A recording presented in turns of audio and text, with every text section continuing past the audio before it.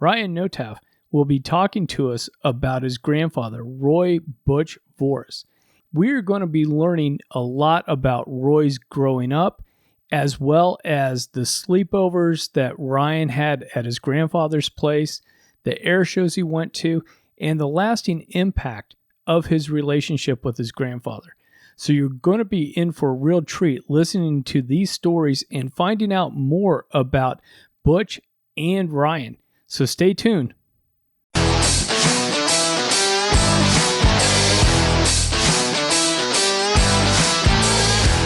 Hello and welcome to the Cool Grandpa Podcast. This is your host, Greg Payne, coming at you from Studio 12. This podcast is about being the best possible grandpa you can be, focusing on what it is to be a grandpa and how we can all share that experience together for our grandchildren.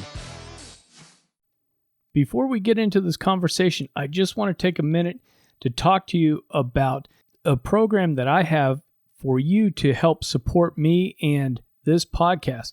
So if you'd love to drop me a few dollars, help me out, I'd really appreciate it. You could go to buymeacoffee.com/coolgrandpa, and you can also look for that link in the show notes. Another thing I want to remind you is that the children's book is now out, and I just received a 5-star review from the Reader's Choice group. So this is kind of a big award, and I'm now in the finals with that organization for the best children's book in that category. So I'm really excited about this. We've got some awards. We've got some great feedback about the book, and I'd sure appreciate it if you would check this book out. You can go to my site, cool-grandpa.us, and you can find the book in the bookstore there. And I've also included a link as well in the show notes. So if you're out running around and you don't have anything to write down or access the computer, not a big deal. Find this episode, go to those show notes, and the link is right there so that you can order your own copy of my book, My Grandpa's Grandpa. Without further ado, let's jump into this awesome conversation with Ryan. Hi, Ryan, and welcome to the Cool Grandpa Podcast. I'm excited to have this conversation and learn more about your very cool grandpa. Yeah, thanks, Greg. It's an honor to be on, and definitely a subject I'm passionate about, and I think it's really cool what you're doing with this podcast, and excited to connect with your audience here. Well, thank you so much. Now, as we get started, what I'd love for you to do is introduce your grandfather to us. Let us know as much of the background that you know of him, because sometimes that gets a little sketchy. Sometimes it's always been, well, Grandpa was always old and he always lived here. But if you know any of those details, I'd love to hear them. Yeah, so I guess at a high level, I can just give an overview of who he was. First of all, to give a little bit more context. So my grandfather was a Navy pilot, a World War II fighting race, the first leader of the Navy Blue Angels, actually led the team twice during their tenure. He would retire as a Navy captain and went on to have a career at Grumman, the aircraft manufacturer, and got to work on some pretty cool projects, and then actually retired from NASA. And that all happened before I got to meet him. But to give a little bit more background on his life, so he was born in 1919 in Los Angeles and grew up in what he described as a very loving home, but his dad was very strict, so wasn't scared to take off the belt if Butch or his younger brothers, he had 2 twin brothers, got caught lying. His dad very strict when it came to lying, and his dad also wanted the kids to be very industrious. So those were kind of 2 key influences that came from my grandfather, from his father to my grandfather. And so he grew up with that in Los Angeles. And I mentioned he was a World War II ace, but his first exposure to, I guess, naval aviation actually came at the age of 9 at the Port of Los Angeles. They had the USS Saratoga, which was one of the first aircraft carriers in the Navy, parked out there. So his dad took him out to go see the aircraft carrier, but you would think that would have inspired him at a young age to then go pursue the career that he had, but it wasn't. He just thought it was really cool. He loved aviation. He loved airplanes, but that wasn't really his chosen career path in his head.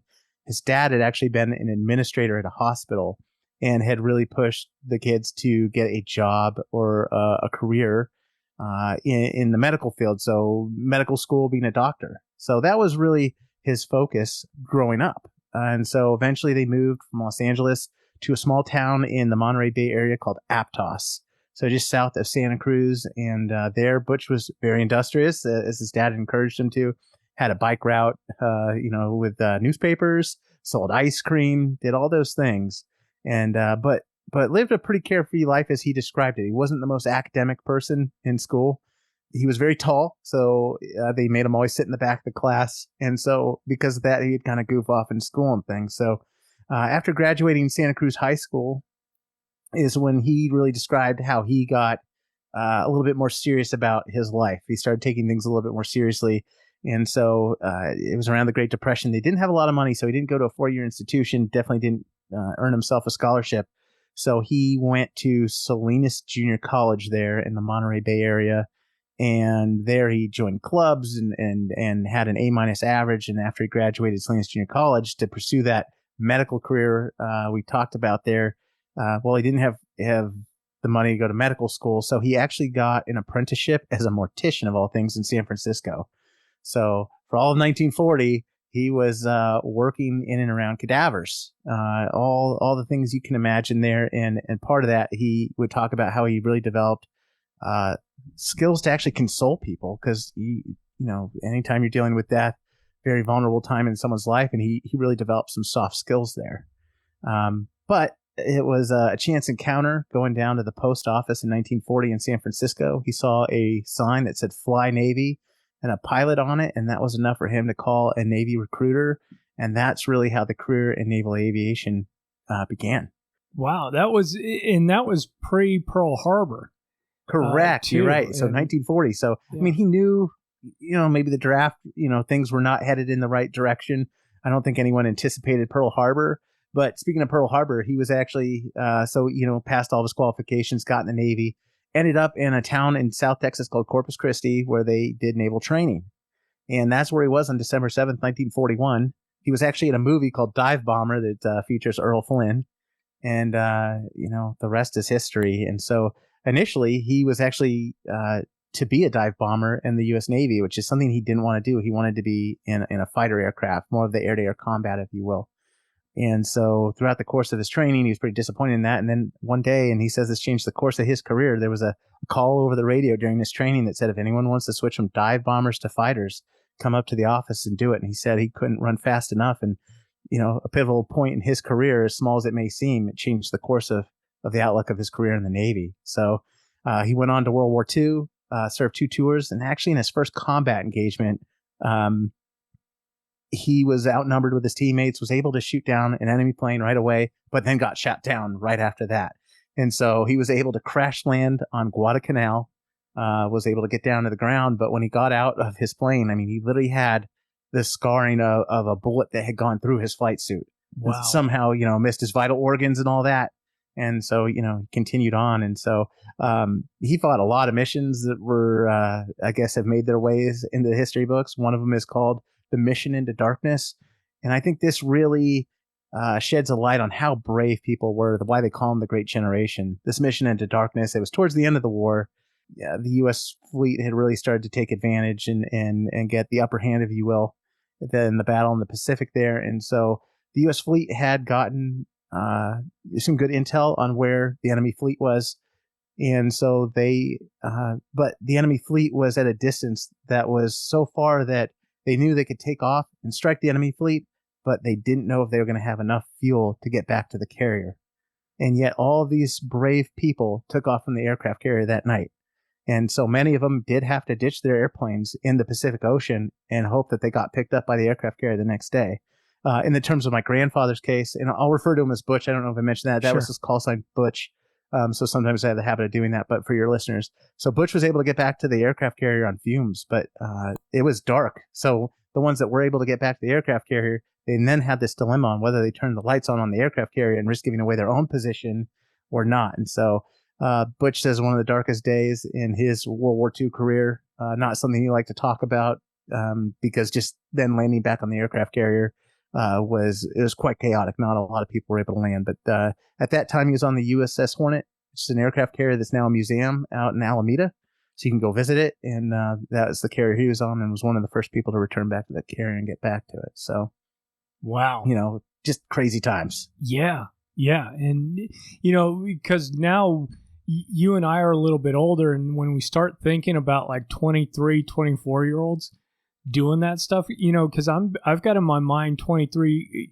I mean, it's older, but I'm still thinking college guys that get up on top of the rooftop after a big football win and are acting all crazy and nutty and stuff like that. And I'm like, our grandfathers at that age were doing what your grandfather did, flying off an aircraft carrier, not knowing if they're going to come back, or landing on a beach early in the morning, or, whatever it was. And it just really appreciates the courage that I think everybody does have, but isn't really called upon all the time to exercise. It is a special generation, that generation. I mean, to your point, I look back when I was 22, 23, and I was just trying to get to class on time, and here they are laying it all on the line in the name of freedom in their country. So very impressive. And so I did mention his call sign was Butch. And I think your audience might find it interesting if I tell the story about how he got that. So Sure. You may be familiar with, even if you don't know about naval aviation, you may have heard of O'Hare Airport in Chicago. Yes. Well, O'Hare Airport in Chicago is named after the naval aviator Butch O'Hare, who was one of the first aces for the Navy in World War II. Well, Butch O'Hare had developed a special team called the BAT team in the course of World War II. And this BAT team was a special team that was developed to prevent strikes from the enemy fleet at night and to protect American interests and facilities at night that were getting attacked. So they developed what they called the BAT team, which would be a small squadron of Navy pilots that would go up at night and try to fend off the enemy from attacking American interests. So Butch O'Hare led that team, and he hand-selected my grandfather, Butch Voris, or Roy Voris, I guess at the time, not Butch yet, Roy Voris, to be on that BAT team. He was one of 4 pilots. And so it was a very short-lived experiment. My grandfather only went up once, and I'm pretty sure it left quite the impression. Flying at night in World War II is much different than flying today. There's no instruments in those cockpits. These are propeller-driven aircraft.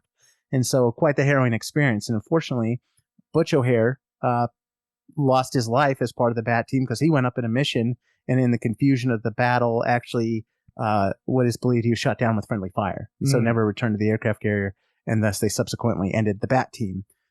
In the following weeks, they gave my grandfather the call sign Butch, either to commemorate Butch O'Hare, and also, I think they felt that he exuded similar characteristics as far as leadership goes. And so from then on out, he was no longer Roy Voris, he was Butch Voris. Okay. My grandfather. Yeah. So he didn't have a call sign before that then? I think he did, and I'm not clear on the details. The one I heard before that, so my grandfather was a very big guy, like 6'3", very broad. And so I heard his call sign was horse before that, because as the story goes, he was playing volleyball, landed on someone's foot. That person was not very happy and, called him a horse, I believe. And so that's how he got the call sign horse. But I think Butch was a much better fit. Oh, yeah. Yeah. Well, and it's always nice because even some of the informal groups that I've had, it's always been nice to have, somebody by a certain name, like having a Butch. Like, we always want to have a Butch around, even if that name moves around a little bit to individual, just having that kind of camaraderie, that kind of institutional memory, if you will. Oh, absolutely. So after that, the World War II ended, right? And so the Navy had its assets, airplanes, ships, and everything, no longer deployed, no longer in the spotlight, in the news, if you will. And so the Admiral of the Pacific Fleet, Chester Nimitz, came up with the idea of developing a flight demonstration squadron that would travel the country and put naval aviation in front of the American public in towns that, didn't have exposure, like San Diego or Los Angeles or New York. And so he developed this concept, but then put it to his subordinates to go flesh out the idea. And so it ended up on my grandfather's desk. He had ended up being a flight instructor in Jacksonville, Florida after the war there. And they asked him, hey, if you're going to put together a flight demonstration squadron, how would you do that? And so he wrote on a paper, the type of planes he would want, the pilots he would have, the maneuvers he would do, and submitted it back. And within a couple of days, they said, great, you're the guy, go put it together. And at that time, it was very top secret. So he had to go out, as he described it, over the swamps of Jacksonville as they put together their demonstration. He picked the Hellcat because it was an aircraft that he was familiar with flying in World War II. He picked pilots that were his squadron mates in World War II, and they went out over the swamps and they put together what they would consider, a 12-minute air show demonstrating these aircraft. And well, he said he'd do it over the swamp in case they had an accident. The alligators would be there to eat the evidence. So the order came down in April of 46.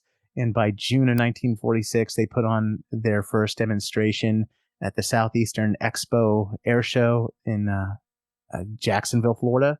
And the rest is history. The Blue Angels were born. They weren't called the Blue Angels yet. They would eventually get their name from an advert for the Blue Angel nightclub in New York. So that's the origin of the Blue Angel name. And so my grandfather was their first flight leader for the year of 1946, and then transitioned the team off in 1947. And then he got out of the cockpit for a bit, ended up in Washington under the Bureau of Aeronautics, I believe. So had a desk job, not really something he wanted. The Korean War broke out. He didn't see conflict there. But during that time, the Blue Angels were actually disbanded as an air show group, and they were sent to the Korean War as part of Squadron VF-191. They call them Satan's Kittens. And so they went and served the country in the Korean War. Unfortunately, during that time, the flight leader of the Blue Angels, a guy named Johnny Magda, was shot down. And so it was decided to bring the Blue Angels back stateside, put them together as a flight demonstration team, and they gave my grandfather a call. And so he came back for a second tour as the flight leader of the Blue Angels for 1952. So they were in jets then, so far different than when they started out in the Hellcats that he started with. Flew for the year 1952. Unfortunately, they had a fatal accident during that time in Corpus Christi. He was lucky enough to survive that. The team continued on, and so transitioned the team from back off to someone else for 1953, and then he'd end up retiring from the Navy as a captain. So that was his naval career. Wow. That's an incredible career, and what a fun thing to do, because not everybody gets to be on the ground floor of something like, the Blue Angels themselves, just, that's a whole different thing. But if like you and I were being chosen to start some group, and then thinking about, hey, this is what Greg and Ryan are doing. Here's some of the traditions we want this group to do, and here's some of the things and how to build that culture up is something really incredible to think about. You're right. I was lucky enough to attend the team's 75th anniversary in 2021, and it was hard for me not to get emotional and teary-eyed when I went to the ceremony to see the incredible expansion of the team in that 75 years, and see some of the tradition that the team has kept from my grandfather's year, but to see how they've grown in culture and expanded in the footprint they have today from all the contributions of everyone that has served the team over that 75 years. It's really incredible. And, when I think about it, it's hard not to get emotional. I know my grandfather would be very proud of what the team and what they look like today. Sure. It's great to be able to have that legacy moment along with your grandfather. And I do want to transition a little bit to your personal experience with your grandfather. And I'd love for you to share some of the very early memories that you have of him, because like any little kid, you're going to just know him as grandfather, grandpa, or whatever you were calling him. And so I'm interested in hearing some of those early memories you had with him. Yeah, my earliest memory, I grew up in California my whole life, but before that, I was born in Virginia, don't remember that. We lived in Dallas for, when I was 3 and 4 years old. And so that's where my first memory of my grandfather came to visit us with my grandmother. And so I have two memories that stick out. One is swimming in the pool with him. I was still in water wings, and so I have an older brother. So him and my older brother were having a great time in the water, and I was just trying to keep up in the water wings. But I think the memory that sticks out most to me was as someone gave me a donut for breakfast in the morning, a big chocolate donut. And I am not a clean eater, even as a 40-year-old. So as a 4-year-old, definitely not a clean eater. I just remember my grandfather's reaction to watching me eat that donut and how messy I was, and him just laughing. And so that is my earliest memory. But then, my next memories were really, I moved to California. And so he lived in Monterey, California, and I grew up in a small town called Saratoga, California. And so they're about 90 minutes apart. And so I got to see him all the time growing up. Be 90 minutes apart. You see him in holidays, birthdays, weekends. I was either at his house or he was at our house. So a lot of exposure to my grandfather growing up. Oh, that's awesome. And really fortunate to be able to have that experience, because now with so many of us that have moved away, and for instance, I lived most of my life growing up on the East Coast, and then my grandfather was in Eastern Oregon in the high desert farm area. So I would go back and see him every few years for, most of the summer or whatnot. But being able to have that closer relationship to, like you said, birthday parties and special events and that sort of thing is a fantastic experience. How did some of the relationships start to change as you started getting older, as you maybe started getting into middle school and such? Yeah. Well, I loved being around them. And so I loved their house. They lived in this cottage style house in Monterey, California. So I remember asking everyone, hey, could I go stay with grandma and grandpa by myself for a week in the summer? And so that is something that sticks out from my childhood. But it's interesting because he has the Navy background, and my mom tells me that, he's a pretty strict dad growing up, and he had that kind of that persona as a grandfather, being strict. So, bed had to be made perfectly in the morning, but he was a big softie, And so, I just have great memories from going to that house in Monterey. And one thing that really is distinct that I think, my whole family talks about is my grandfather's cooking. He grew up cooking as a kid.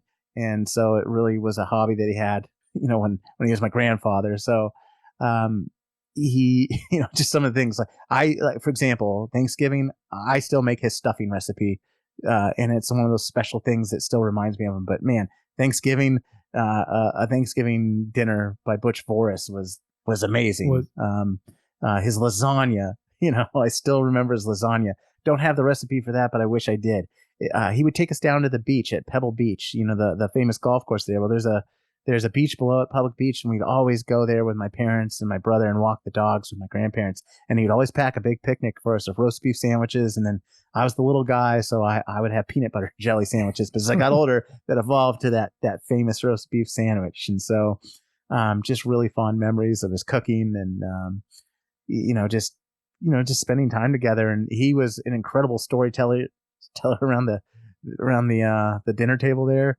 And so it's actually quite interesting in that, the Blue Angels just accepted their first female pilot to the team in their 75-year history. And I can remember a Thanksgiving dinner in like the 90s where my mom and him talked about the day that would happen on the Blue Angels. So it's just tying all those kind of things together is pretty fun to do in my head.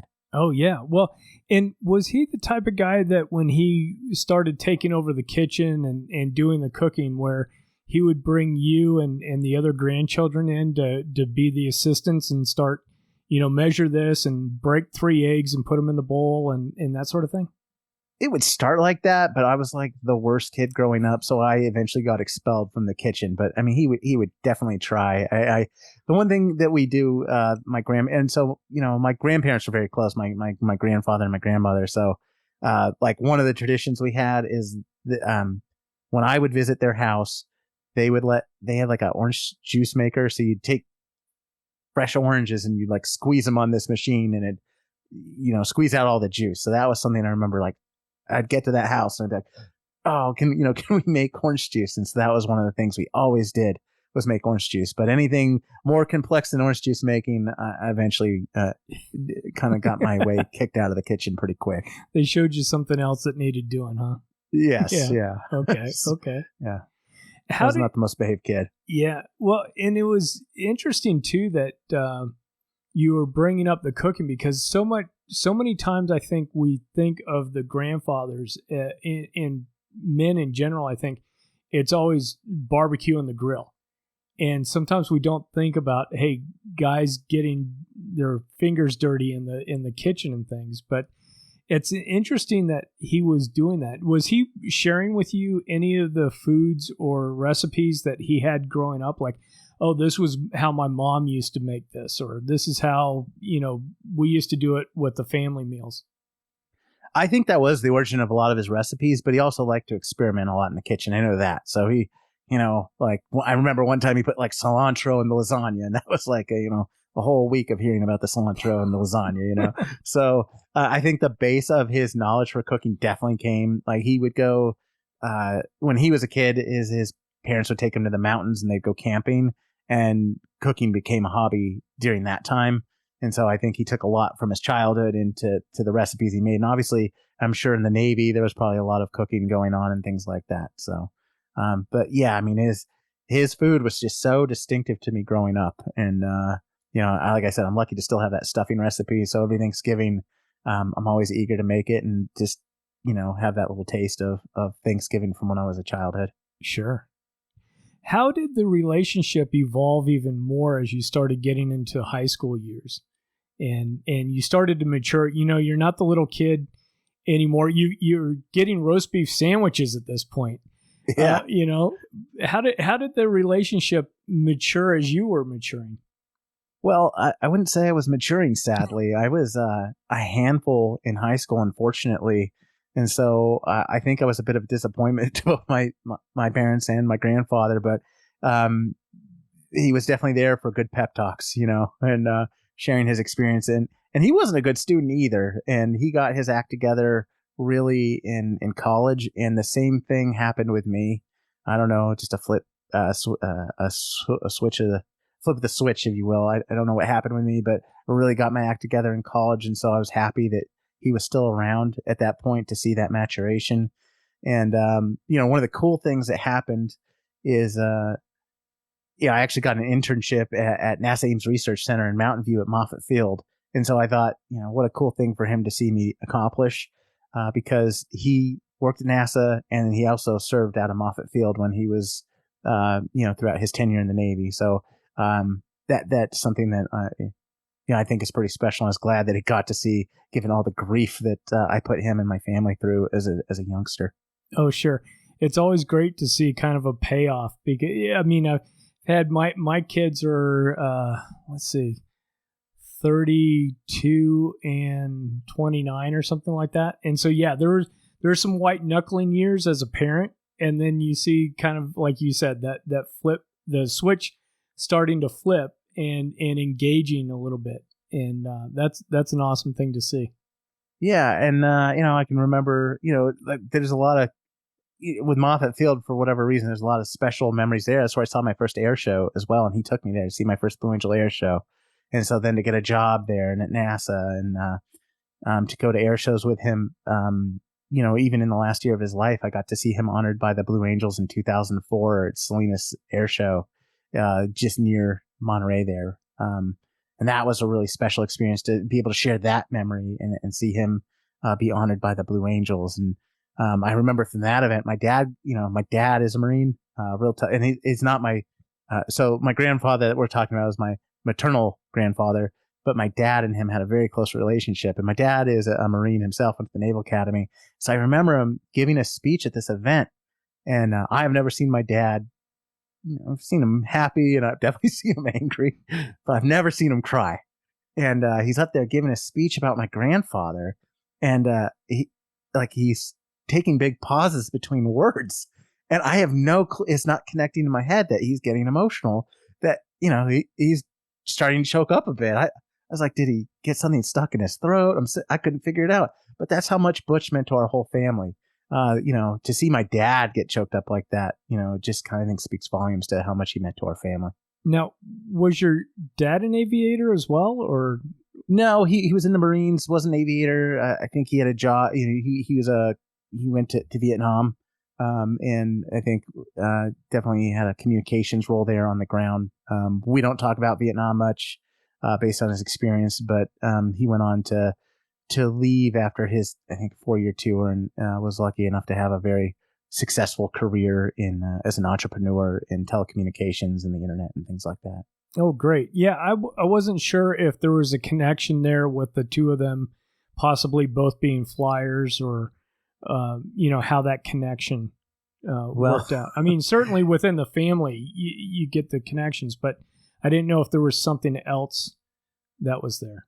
No, the dynamic between them was funny because they, when I was around, they were teasing each other about, my dad was a Naval Academy grad. My grandfather, just enlisted and really had a great career in the Navy. So they would constantly chide each other about being a Marine, being in the Navy, being an officer, being enlisted, all those things. So they were at each other quite a bit, but all in good nature and fun.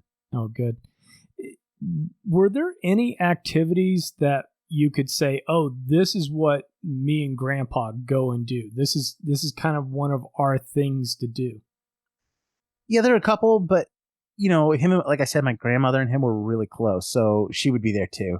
One of the things I recall that I loved doing as a kid, so he loved playing golf, and so in the summers, like I said, when I go visit, well, I got to be caddy, and that was really cool. There was a Navy golf course up in Monterey, California, and so in the summers they would go play 9 or 18 holes, whatever it was, and so I always got to be the caddy.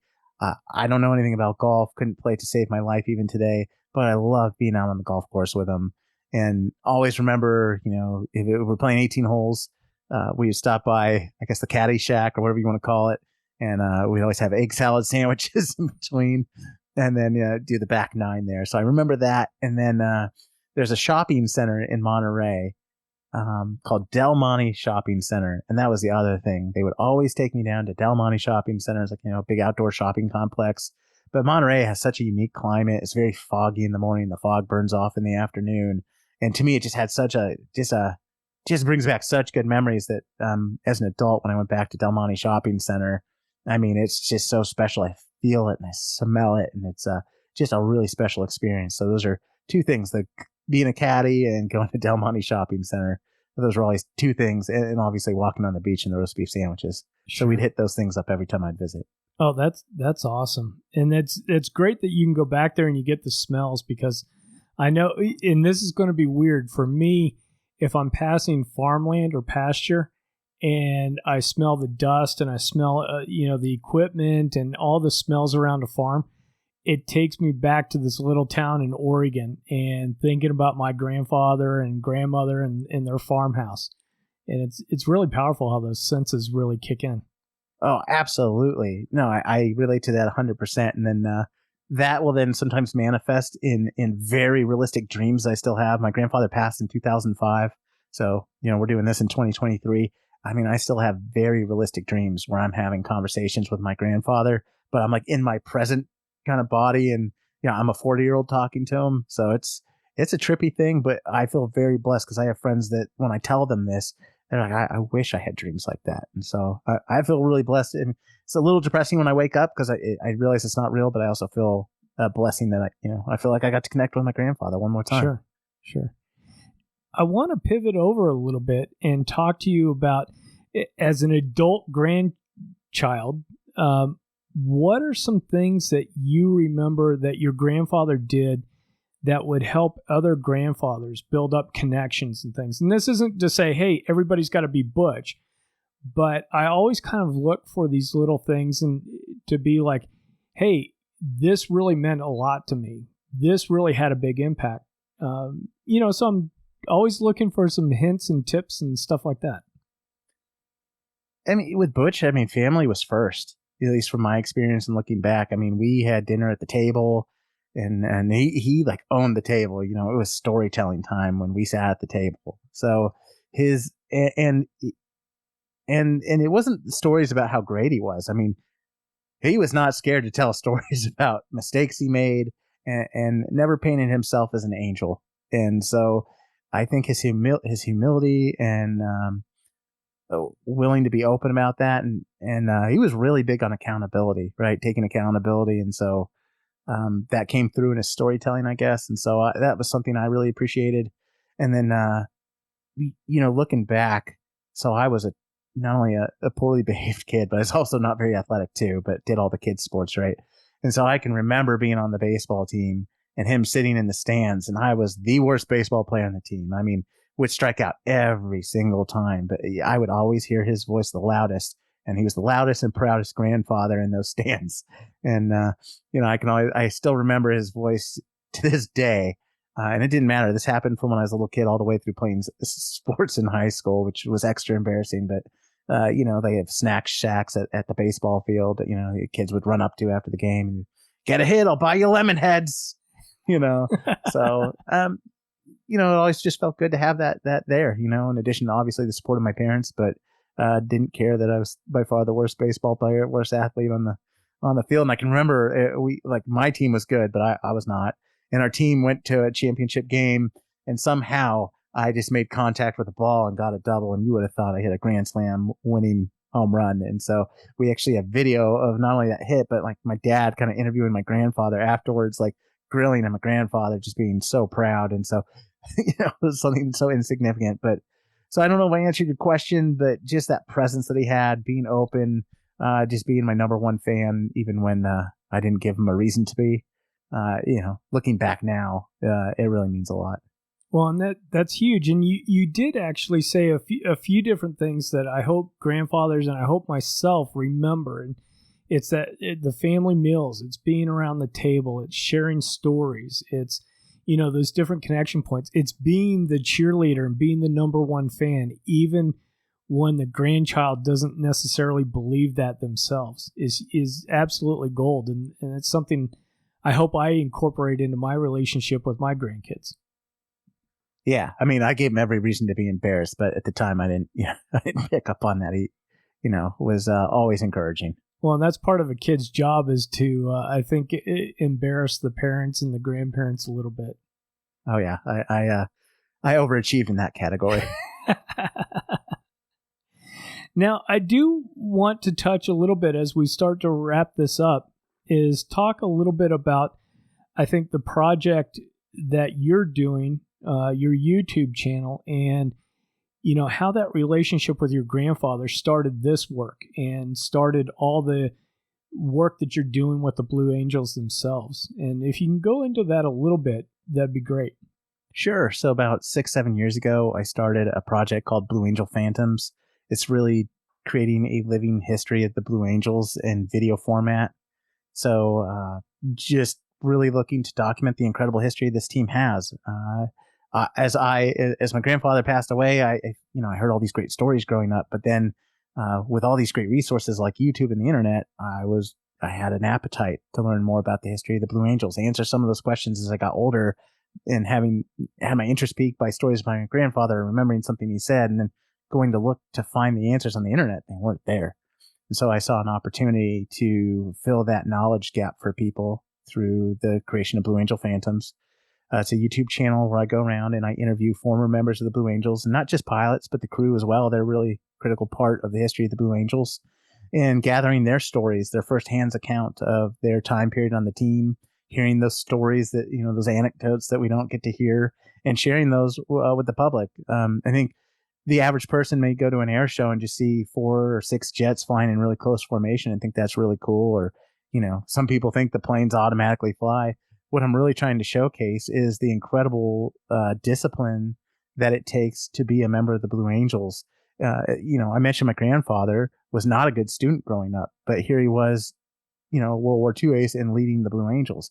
Well, there is a special skill set that is required to do that. And so a lot of the Blue Angels are average growing up, but what they do is they put in a significant amount of time and discipline to get to the point where they can fly airplanes 18 inches apart. And if they can't, there are extreme consequences. That fascinates me, and it's helped me in my own personal life. As I mentioned, I was very, I'd say below average growing up academically, and I got my act together in college. And part of that was through the influence of the Blue Angels. I may not be able to be a Blue Angel pilot, but I can leverage the same work ethic they used to be successful in my life. And so by capturing these stories and putting them out there, it's my goal to not only share the history of the Blue Angels, but also show that, I might not be able to be a Blue Angel pilot. You may not be able to be a Blue Angel pilot, but we can definitely achieve greater than we think if we put in the time and work. So it's been really fun. I have interviewed everyone all the way back from the original team to recently interviewed the brand new flight leader of the Blue Angels before he ever flew one flight in winter training in El Centro, California this year, and got his perspective on what he's looking forward to the start of the year. So it's been a really fun project.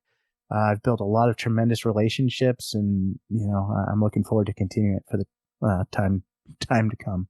Well, and I love it too from my perspective with talking about grandfathers and grandparenting is you being able to capture so many of these people on camera and video is that their families are going to be able to go, oh, here's grandpa talking about being a crew chief on the Blue Angels. And here's, these stories, because sometimes grandkids miss out on that just based on people passing away and timing and, whatnot. But you're actually capturing this not only for the Blue Angels and the flying community and people that are interested, but also those families that are impacted by those stories as well.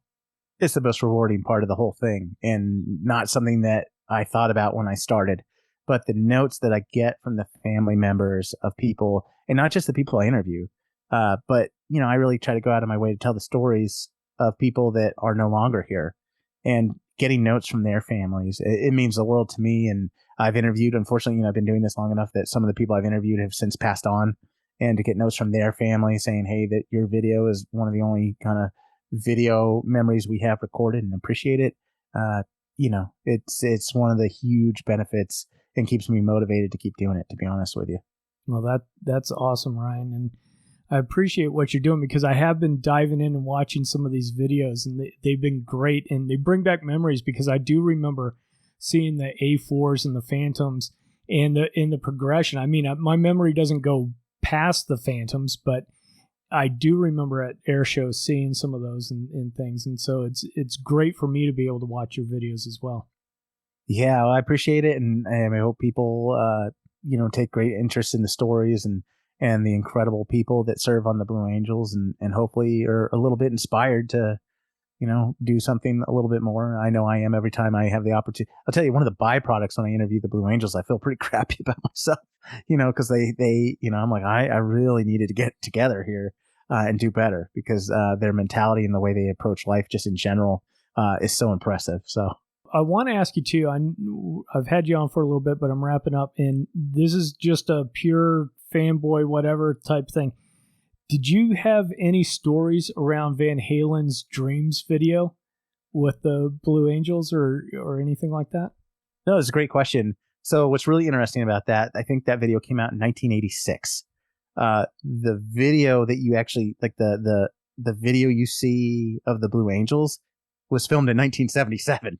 So really? The pilots and the aircraft you're seeing, that's old air show footage. But the 1986 team, they loved it because, they saw a huge boost as it relates to air show audiences, engagement from the audience in 1986 when that video came out, as well as Top Gun.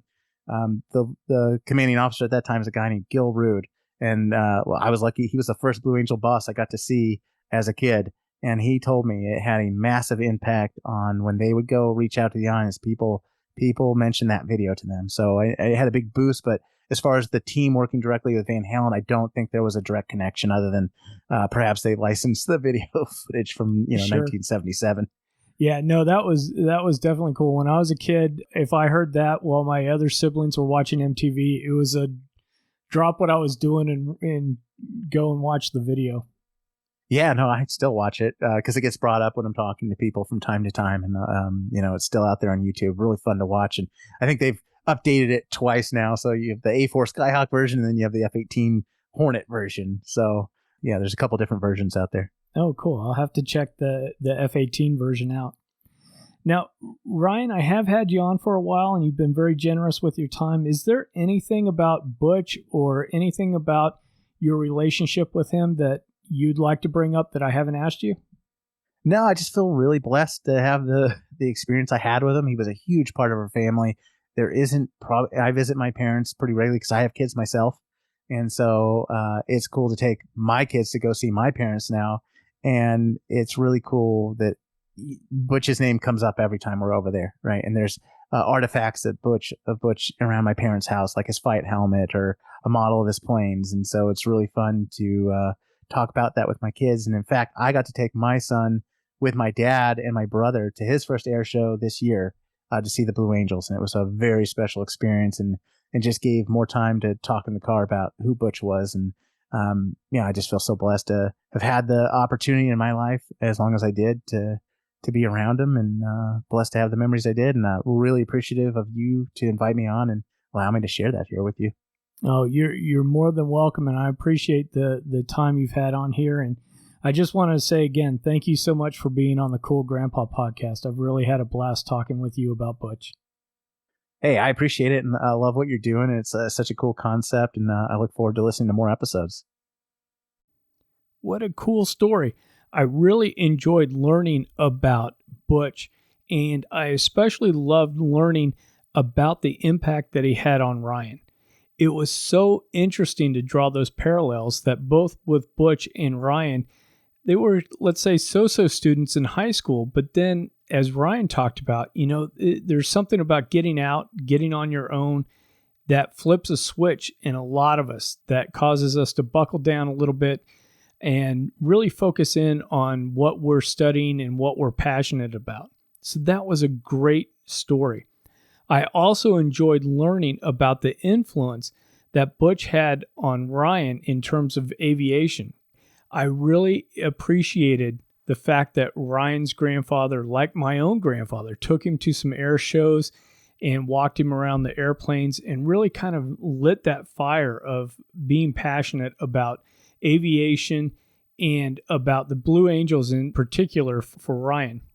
So please go to the show notes, and I've got links to Blue Angel Phantoms. That's Ryan's YouTube channel. Please subscribe to that. And I've also got some links in there too for those Van Halen videos that Ryan and I were talking about towards the end of our conversation. So I hope you enjoyed this, and I hope you please share this with a friend that would enjoy learning about the impact that grandfathers can have on grandsons. Also, just these fun stories that we've heard from Ryan about his own grandfather. So until next time, remember to stay cool. Thank you for listening to the Cool Grandpa Podcast. If you've enjoyed this episode, please do me a favor and share it with a friend. That's the best way you can help us to expand our community, as well as get the news out about how valuable grandpas are in the lives of those kids. If you'd like to leave me a comment or shoot me a potential topic for this podcast, please go to www.cool-grandpa.us. Look for the comments tab, fill it out, hit submit. It's as easy as that. Until next time, remember to stay cool.